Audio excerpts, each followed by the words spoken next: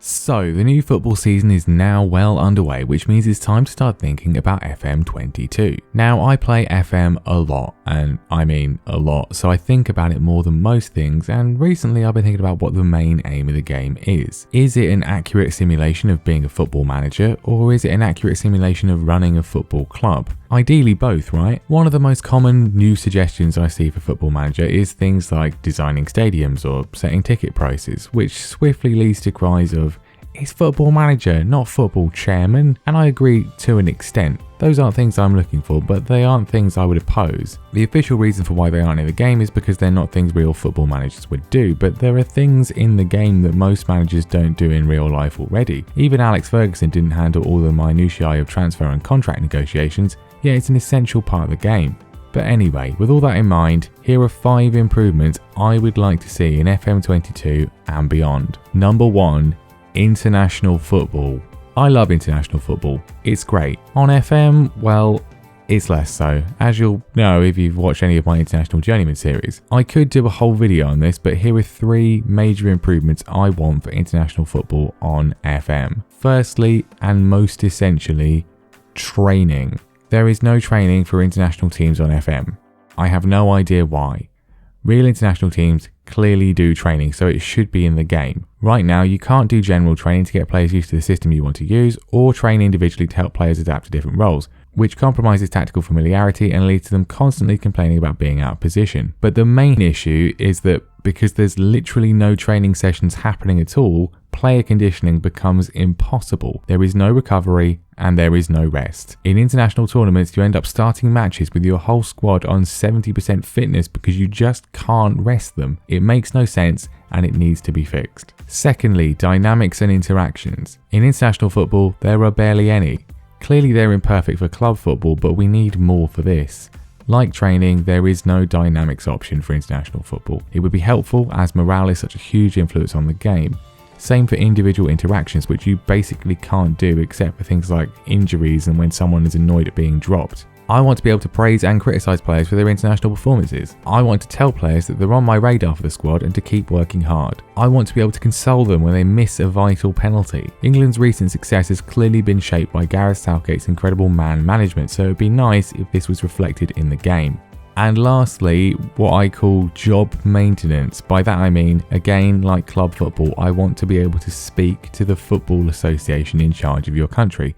Right now, there's nothing. If you have bad luck at a tournament, that's it, you're gone. No second chances, no right to reply, no chance to persuade the FA to give you 2 more years. Which is clearly not realistic, otherwise why would Didier Deschamps still be in a job? And it's the same with getting a job. You just get offered it and you have to say yes there and then. I was managing Mexico once and during the World Cup, I was offered the Italy job. I really wanted it, but if I said yes, I'd be taking over instantly, meaning I'd be abandoning my Gold Cup campaign. Which made no sense because Italy had no matches for months. If I could have spoken to the Italian FA and said, yes, I will take over, but only after this tournament, that would have been great and much more realistic. Realism in getting jobs leads me nicely to number 2, job interviews. There are no job interviews for international jobs, and there probably should be, at least sometimes, but there are for club jobs. Always. And that's something I'd like to change. If you're unemployed applying for jobs or you apply for a job at a higher reputation club or so on, then I think an interview makes sense. If, however, you've been happily managing Newport County for 7 years and 3 promotions and the AI suddenly offers you an interview at Ipswich Town which you've never applied for, well, that shouldn't really be an interview, should it? Unless you apply, and I think if your reputation is high enough, even if you do apply, there shouldn't be an interview. There should be a chat. A negotiation. The club should be persuading you to join them. They've approached you, so why should you have to answer questions about your suitability for the job, like, are you perhaps looking to move while your stock is high, or I have some doubts about your experience, why are you the right person for the job? Sorry, what? You've come to me. In that situation, I want to have a conversation with the approaching chairman to see if moving would be right for me. And I think sometimes you should just straight up be offered a job. Here's a contract, how much do you want kind of thing, because clearly that happens in real life too. Number 3, the media. The media on FM is terrible. Here are some things I'd like to see. Firstly, you know what I think would make press conferences better? If the game used real journalists. We have real players, staff and referees, so Why are all the journalists just regen names and faces? I get that there might be licensing issues like everything, but FM already has a partnership with The Athletic. Their logo's in the game. Why do all their journalists all just have generic names? I'd be more inclined to answer a question from Carl Anker or Amy Lawrence than some alien-faced individual called Real Name McJourno, and that feeds directly into another improvement. I want more variety with the media stuff. You know on Match of the Day when sometimes Gary Lineker does a special post-match interview with someone after a really great performance? I want that. Or a big sit-down interview for a featurette on Football Focus with Alex Scott. Or when a non-league team gets through to the FA Cup 4th round and Mark Chapman speaks to the manager before and after the draw. I want that. I get that there might be rights issues, but I'm sure a lot of broadcasters and media outlets would be happy to work with them to create a more realistic experience from around the world. How about an all or nothing style documentary being filmed at your club? Football YouTube could be utilised. I'd love a mention of Tifo analysing my tactics or transfers. Or some of the less toxic football Twitter elements on the social media page, like Fabrizio Romano confirming transfers. There's a lot of possibilities that I think would enhance the atmosphere of the game. But there's one big media thing that I really want, and that is punditry. You should be able to work as a pundit on FM. If you're unemployed, you could get offered to do punditry work on certain games. If you do well, then this could boost your reputation and help you get job offers. It would also boost your player knowledge and would essentially be free scouting. If you are employed, you could still have the occasional option to do it, especially during international tournaments, which would again be free scouting. It would also help things like the World Cup feel less detached from the game world unless you're actually managing at them. And if you really wanted, you could just become a pundit forever, like Roy Keane. Number 4. Long-term rewards. Now maybe it's just me, but after 10 years or so at a certain team on FM, I just get really bored.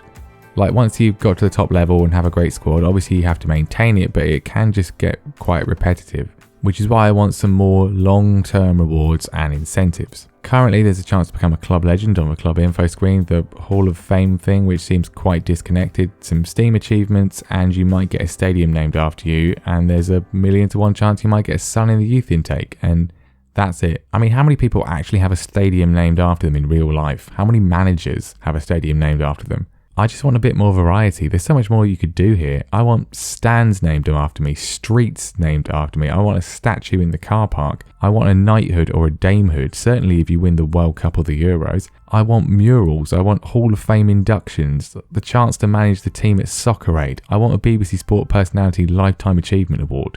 Just something more substantial and tangible to aim for to cement your legacy in a really long-term save. Just so the world feels slightly more realistic rather than you continuing on for 100 years in an endless void of nothingness. Which takes me to number 5, the one that I'm sure most people will disagree with. I think we should have a small personal life aspect to the game. My first experience of football management games were the now dormant Fifa Manager series, Total Club Manager 2004 to be precise. As a kid, I loved it, and I still look back fondly even though FM is clearly superior overall. On those games, you could have a partner and you could have kids. You could spend your wages on houses and cars and hobbies. It wasn't especially depthful, but it was a nice feature alongside the football managing. I'd like something like that on FM.